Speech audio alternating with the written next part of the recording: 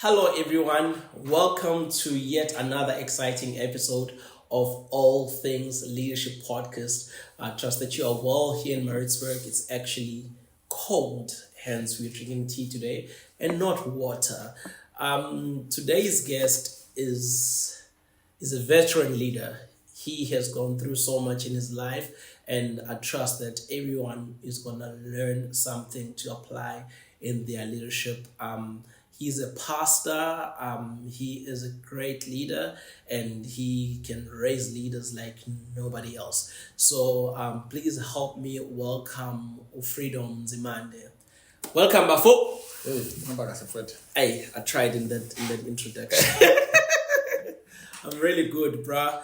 Welcome Vetsu Siabonga. Thank you so much for just pulling through today. We really appreciate it. No, thanks so much for having me. I've been looking forward to be good podcast now. Yeah. Well. Yeah. So in today we're speaking about leadership, obvious. Please just give us a little bit of maybe your background, Ubutu Kulepi, and what was your context of growing up, and So I grew up in Makaya in the villages in rural areas in Kambatini. So growing up there with my little brother and my sister, my mom and dad. But as you know, South Africa and in our culture, my dad disappeared, left us, he abandoned us, and then my mom is here to go and look for him. Eventually got connected to me now with my brother, and my sister was staying somewhere else. So I grew up in Jenuputwam Sobabili actually as young kids and until I finished school. So I moved from the villages to Maritzburg after finished school to come and see, look for the green pastures. Sure. Maritzburg. So my entire life in being Semakaya. Where we go into hunting and sort of shooting birds. That was my life, and that's what fed me. So we didn't have like a luxury, to having shoes and all those things. It was something for other kids. For me, I was just like a barefoot guy. So wow. So what was it like for other kids that you were playing with? You'd go hunting, but they know they're coming back home to parents, but you had to adjust to a different lifestyle. What was going on through your mind at that time? I won't like to lie. It's a very painful thing, especially when the mother come and call the kids. Because it's not time for supper. Oof. Or they must come and bath. Yeah, man. And you see, maybe you've been playing with like 3 siblings, you and your brother and his 3 siblings, and then you see these 3 siblings that go out because now it's a time for them to go and eat. So, and then you are left alone with your brother playing something that, we playing together, but it's a scat. Yes. Then we finish there, some say kaya, and there's nothing. So sometimes I'll force my brother to go and play in one of the homes there, so the things of families of days are during the time of it's currently so park. Yeah. So when I send him and say, okay, go and visit your friend, and then I know I'm gonna come and call him at around 6 o'clock, and it's time for dish up, and then you're gonna sit there. Well, some other families, they will help us. They'll dish up for us. Some of them, they'll just eat in front of us. Yo. And it's a painful thing to see your brother crying because he wants to have that food, but people don't care. And for kids, they just enjoy seeing that and cry, And how old were you when the parents left? Hey, I was still in primary school in very lower grades. I think I'm in grade 4. Ooh. Grade 4. Standard 2. Yeah, standard 2. Yes. That's why I had to posting about the grade. And then my brother was little, very little in grade 1s and 2 Lapo. So somewhere there. So Abando who have struggled like you do or in similar situations, most of them they leave school. Yeah. Why didn't you leave school and go and find some employment, because you find what some abantu they go to emaplazini Yeah. to try and what's by panda. I think, yes, my father abandoned me, and but during the time he was there, because he was a good man, he was a good father. Yeah. He had principles in life in terms of the importance of education. So that's the only thing we knew. Yeah. Everything that we know now, it's in Makai, because I was in the village, not even in the township, in Makai. So the only thing I knew was going to school, coming from school, we go and play inside. So I knew school was the only thing. And the thoughts of going and looking for a job it came when I was later, when I was finishing maybe doing my matric, somewhere there. Maybe I must just drop now and go and look for the job. Sure. But I was like, hey, very thing I'm about to finish. So I wouldn't like to lie. I think school was the only thing I knew. Yeah. Because there was moments where, because in nowadays, during those times, if you haven't paid your school fees, they'll chase you. Yeah. And come back with your parent. What would you do? So now they used to do that, but who was my parent? Who's gonna go there? So they did that in such a way that my brother missed 2 schools because we couldn't afford. But me now, I used to go to school. I used to hide under my desk. That means should have my record proper because doesn't this remind you of a bus system? So would say okay. Yes, to hide. So not if it ain't honest, I go and come. Yeah. Because I was very bright and brave in school. So and then up until I finished my school. Sure. Okay, so did you ever think, or were you hoping that the parents would come back home one day, or did you come to a point where when was the point when you realized was actually, I think it's just me and my brother? Every time when there's a bus, because the bus we could see stop where the bus lay my corner. Yeah. Every time me pass, I used to go there with my brother, hoping my father's gonna come there. Yo. For years, every time when it's a bus, So like especially every day, literally. yes, especially the afternoon bus, I would go there hoping my father. So my mom didn't go kakulu because I think for her, maybe I'm speaking for her because I think maybe she was hurt, and then when she came to Maritzburg as a film service in Maritzburg side, she discovered opportunities was in Maritzburg, and then she was involved in a heavy So in such a way that the message when it came to us, actually the mom she's there, and then somebody said we saw her, she so we thought maybe she died because they look everywhere. Yo. So eventually we found her. Okay, she's alive. Just now she drinks too much. Yeah. So she was there, but she was not there because of the situation, the substance. Thank God now everything is fine. Yo. Yeah, it's fine. We are together. We love her. We live like we're friends. But my dad has not come back yet.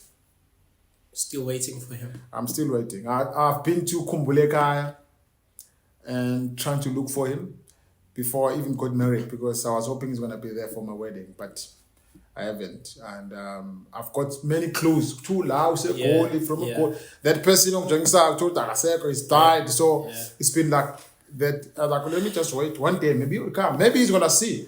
Maybe Joan Kulman now is a podcast person. His son. That guy look like my father. Yeah. So why not? Yeah. Maybe if you look like me. Come on, show your father. This is my brother. Yeah. So it seems like life has forced you to lead. Yeah. So I always say with me now, I was robbed to be a father, a mother, a grandmom, but I didn't have that moment to be a kid. Yeah. So in terms of leading, I would say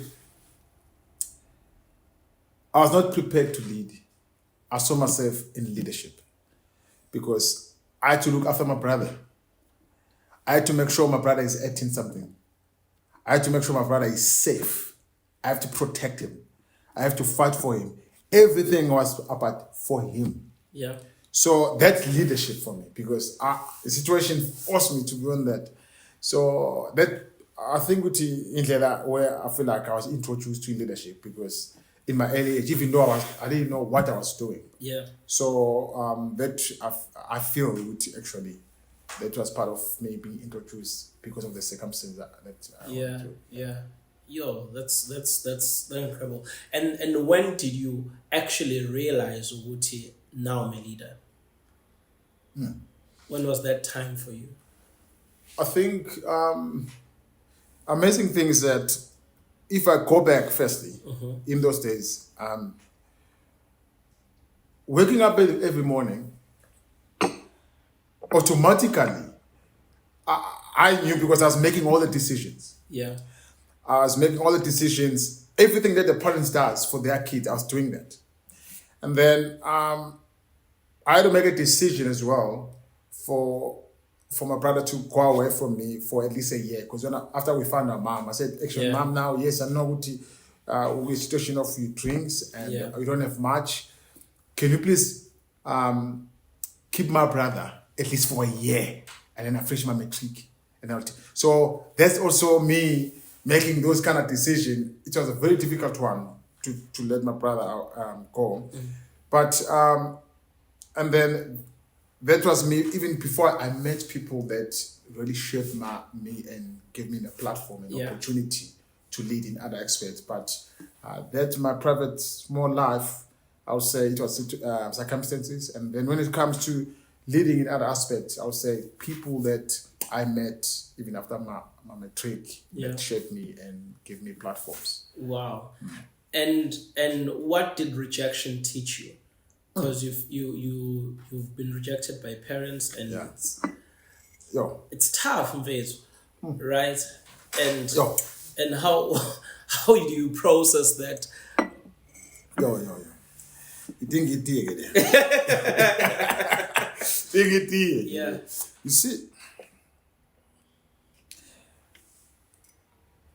for me, rejection.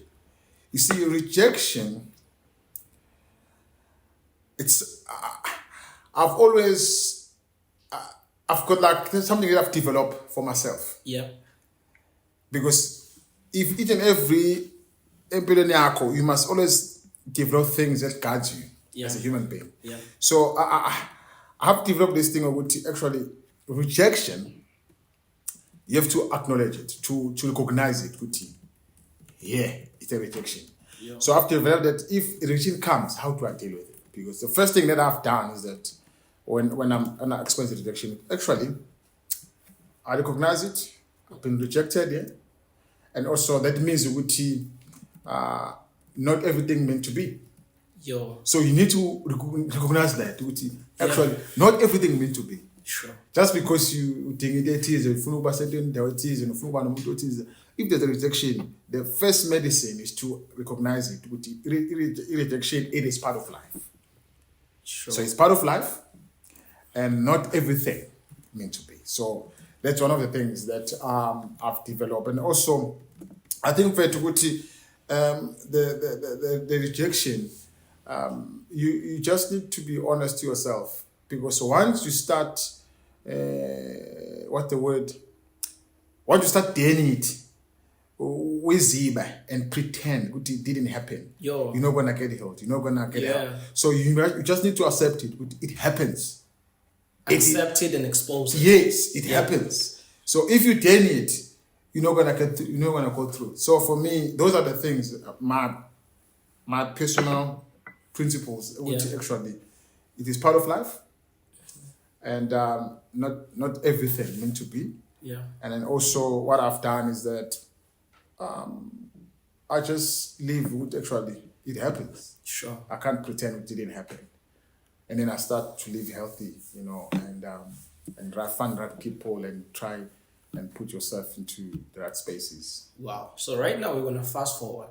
Okay. Right. You've had to take over a lot of leadership teams and transform them and shape them the way you dream and the way you envision. How do you get into a space where there were other people leading and then you transform the team? But it's what you do. No, it's fine. I think when it comes to, for me, leadership, I enjoy leading. I enjoy, but the first thing when you go into a space where you're gonna get involved in a space of leading people, and maybe you're gonna take over a leadership that is there, you need to understand, Uti, firstly, you are called to do that thing. You need to have passion about that thing. Before you get into the space. So you need to settle it. Yes, settle. I'm the one that is called. Yes, I'm called. Yes. And if once you settle that, and then you've got passion about it, you love it. So you go there as a full package. Because they want to catch what you're bringing as well. Yeah. So, and I would say that's the first thing. So to be whole pelele. Yeah. And then, so once you we get to the space, and then it's become much better and much easier to try and unveil what you come to bring in here, and the culture and everything, and people, they can catch that. Yeah. But if yourself, you don't know, you're just doing it because maybe somebody said or whatever. No. It's a matter of believing, of you've been called to do this thing, and I know God has called me to do this thing, and I'm going there for. But bro, honestly, people are difficult. Very. And people resist to change. Yeah. How do you apply yourself there? Because probably when you come to a team, people might leave. Yeah. I mean, I remember when I was taking over a team, 96% of the team left because I was a new person who knew nothing. How do you deal with such, man? Listen, you must understand, Uti, when you go and take over a team, it's a company, it is a school, it can be a church, wherever you're going. Yeah. People don't always leave. I remember, before I give you a few things, we were watching this video because it happened that someone, in the last day, we had over the leadership. Someone was videoizing, and we didn't even ask that person to videoize. Yeah. So they sent us the video of our last day leading that specific team during that season. So as soon as they mentioned that I was leaving that space, so there's a new leadership coming in, I was so shocked to see 3 people celebrating that I'm leaving. Do you know how painful that thing was? Knowing that person was celebrating that he's leaving. I'm glad I saw it now after maybe few years down the line, because if I saw it, maybe it was going to kill me. Yeah. So anyways, people don't always leave. So what I've learned, I'm also writing a book on this. Yeah. And obviously I'm going to come back and talk about the book here on this podcast, because it's the best podcast we've got in the country. Come on. Yeah, so people do, for me, I've learned about 3 things, So you're gonna go the whole thing in the book, but let me give you a summary. People, when you arrive, when have people that leave, and when have people that stays, and there's 2 groups that stays. The first group that stays, people that believes in your leadership as you arrive. That they understand that there's always a change in everything that we do. Yeah. So that means we're gonna support this leadership. Yeah. And there's another group of people that stays, but they don't believe in you. Yeah. They stay for many reasons, but one of them, we want to see some one. Yes. But the group that left, you don't have to bang yourself out when we shy, we try to chase them. Let them go. Sure. It's fine. Yeah. And you can't running around trying to chase them. Yeah. Because you're going to miss the guys that believes in you. Yes. So you need to invest more to these people that believes in you. Yeah. In the space that we call. And the group warriors, you can't also run around trying to make them love you. Yes. Share the vision. Love them, but invest in these ones. So when these ones get the heart, your heart, they're gonna impact these guys. Yes. Because if these guys, that believes in you, they are not being cared for. Yeah. They're gonna end up like these guys. So the fourth group that come in, of which they're gonna come and join this company, they'll come and join this organization. They're gonna arrive knowing there's people that left here. There's also people, two group of people.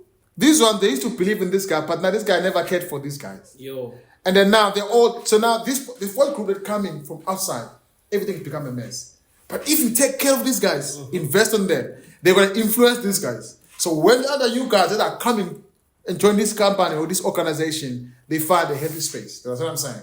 So for me, I've learned that I can't chase people about I can just love them there and say hi, you know.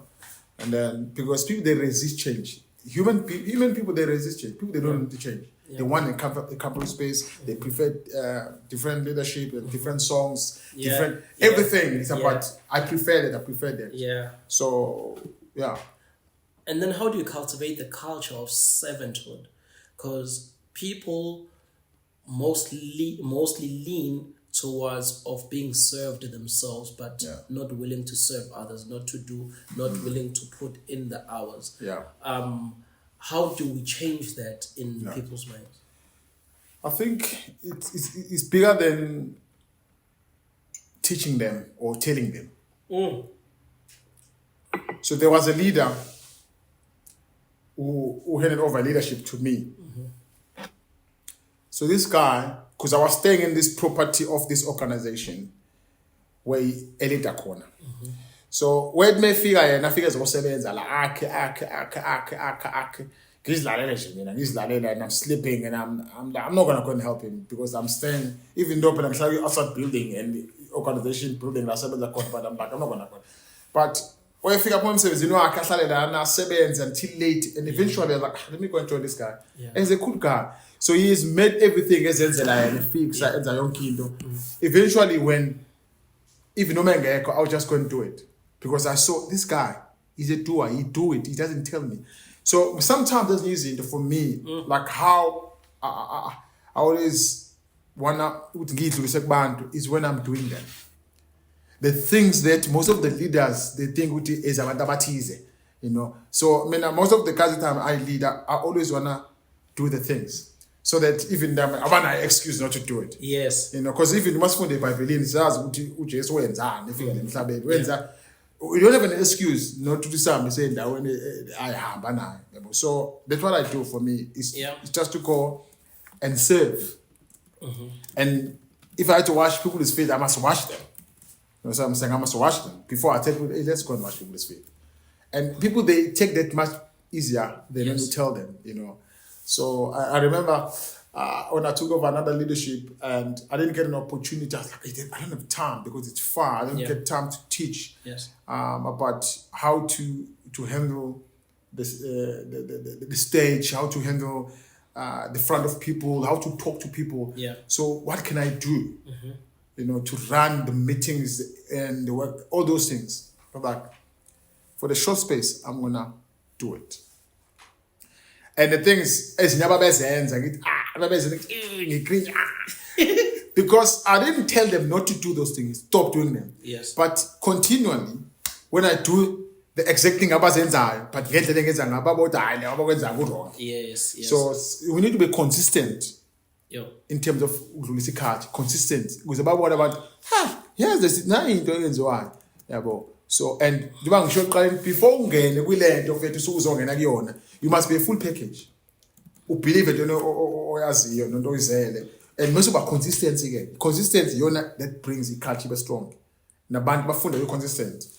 And then how do you raise people, raise leaders that are not as skilled as other guys? I think for me, SAPS,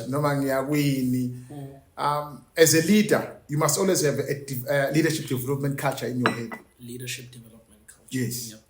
Wherever you go, you must always have ngisho kuthiwa ngisema-social ma-unit astronger kanani kuphatha iy'hlohlela zey'nkuzi malanga zey'bhamu la ngikhona. You must always have a leadership development culture. Yeah. So when you've got a leadership development culture, it creates actually so leadership culture on how do we cultivate people. Yeah. And so we learn, we see people, okay, this person good, then you just cultivate that thing, you just put petrol, so you help according to the gifting abandabana, but you start by creating a culture.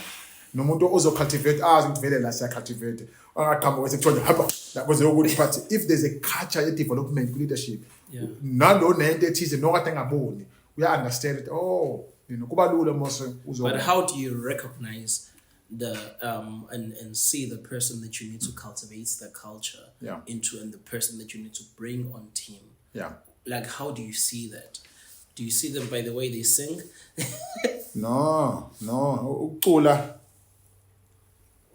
See, inkinga abanye abantu baba nama-talent nama-gift kodwa uthola ukuthi i-character kuyabheda. Okay. Yabo, so ngiyayithanda i-character yomuntu. Yes. Uthola omunye umuntu ukuthi i-character yakhe bethu ngisibonelo kunensizwa, and so mengibuka situation ukuthi ke ngidinga umuntu ozodila ne-media. Yes. And we start with resources, but we don't have people. And I know what I can do everything because I've taught myself to get yonke into. I'm sure in the future. But now I saw this guy, committed. He's a good guy. He's got a good character and he's committed. Against the root, but he's committed. Make sure. I was like, and man who took to win wins. The only thing he wanted is character. Yes. So the only thing I'm so less like me. And then ngahlala phansi naye ngambuza uthandani. Like, gosh. Yeah. So I was like, okay, let me introduce him to this thing. And I'm telling you, I introduced her to a media setting for 1 week. Now he's running it. Brilliant. And he's bringing people and he's teaching them. Do you understand what I'm saying? So the character for me is very important. And then also you have to know people and try and have a relationship with them and know what is their gifting, what they like, and then you work around with those things. Sometimes but it's not, so yeah, for me it's a relationship and the character, those things. Relationship and character. Yeah. Brilliant. And bro, how do you balance family life? Yeah. I know you're a great husband and a father of 2. Yeah. How do you balance it with doing ministry? Yeah, but for us, firstly, it was very difficult trying to understand how can we, there's a little one and there's many meetings that we need to be part of. But we realized that actually ministry is not their thing. Mm-hmm. It's the CEO. Vele Mrs. Alana Zelibut to go and do ministry. Yeah. So we had to prioritize and make time for everything. Brilliant. But it is part of who we are. Each other, you need to sit down and prioritize and map everything. How you're gonna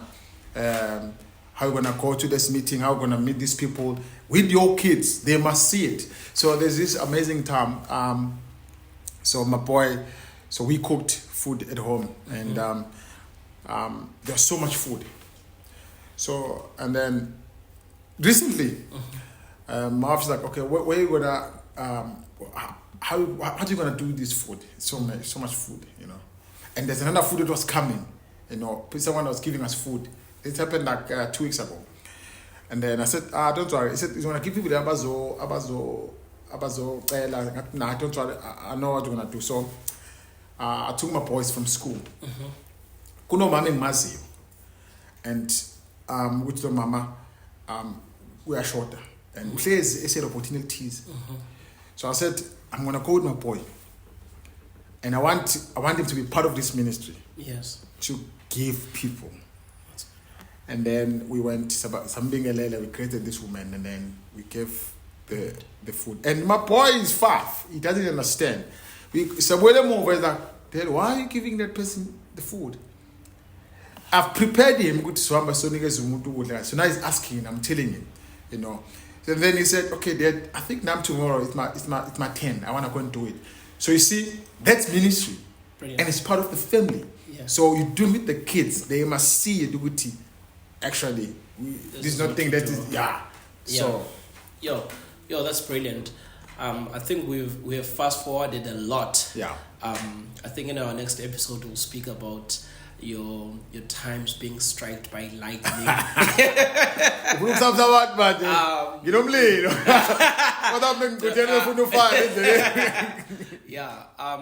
Yeah, but thank you so much for coming and going through today.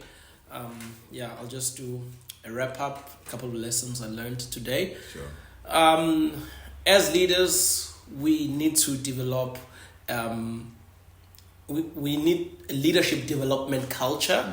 As leaders, we need to be consistent in passing culture, because culture is something that we repeat over time.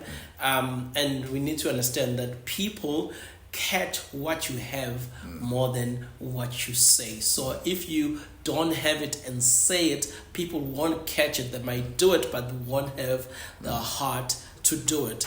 And I learned as well, which we need to invest in the right people. We need to recognize the struggle and the pain and the insecurities we might be feeling, because it's part of life, and then we will heal from there. So recognize and expose, that was really, really, really important.